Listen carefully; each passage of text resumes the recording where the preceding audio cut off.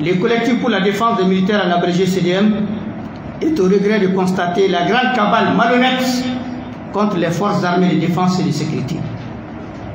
Il est aujourd'hui indéniable que notre armée est en train d'engranger des résultats, des succès palpables sur le terrain.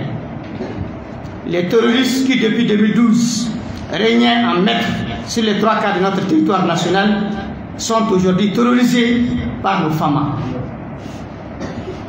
D'une armée défensive à une armée offensive qui va à la chasse de l'ennemi.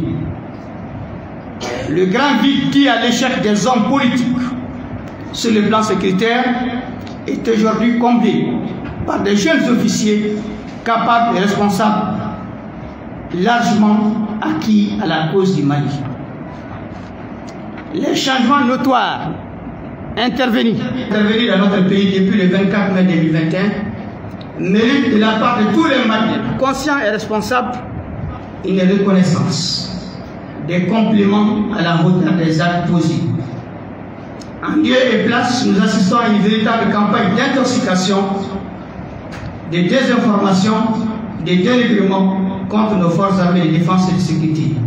Chose inacceptable, intolérable. Après la suspension des médias de propagande français, France 24, RFI, et bientôt, je dis bien bientôt, TV5 Monde, des hommes politiques se proclamant du mouvement démocratique ont malheureusement décidé de prendre la relève en accusant nos femmes d'exactions, d'exécutions sommaires, tel fut le cas du docteur Omar Mariko, qui est toujours introuvable. Certes, la démocratie est venue avec différentes libertés, mais elle est aussi venue avec l'état de droit. Donc, Omar, en tant qu'acteur démocratique, devrait s'assumer en répondant à la justice de son pays.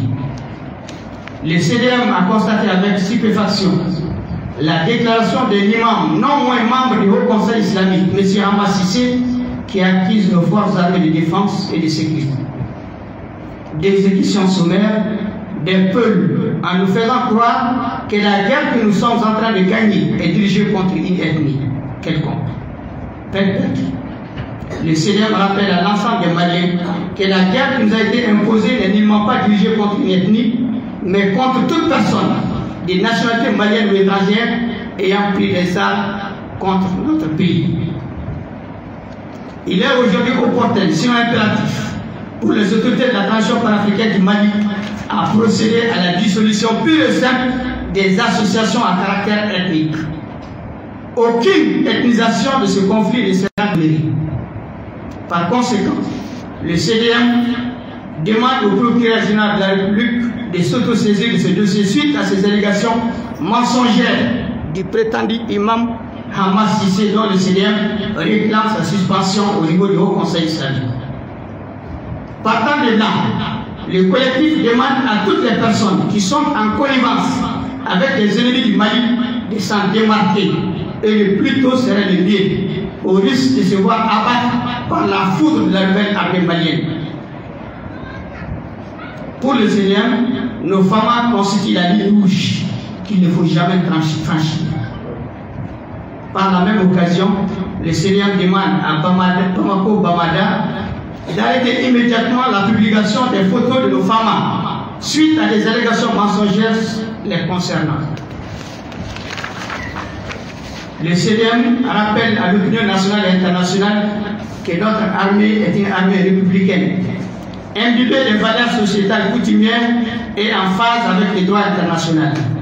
Nos officiers sont pour la plupart des majors de la promotion dans les différentes écoles de guerre à travers la planète. Comme pour dire à ces détracteurs que notre armée n'a pas de leçon de morale ou encore de droit à recevoir de quiconque. Ce professionnalisme avéré a été illustré par la récente opération chirurgicale de Moura, où nous les réaffirmons, il n'y a eu ni viol, ni exaction, à plus forte raison, exécution sommaire. Le CDM salue et encourage les autorités de la transition panafricaine du Mali dans leur décision de personnes maliennes ou étrangères qui s'attaquent à notre armée. L'armée est et demeure un symbole de souveraineté nationale qui ne doit en aucun cas se substituer plutôt à un sujet politique.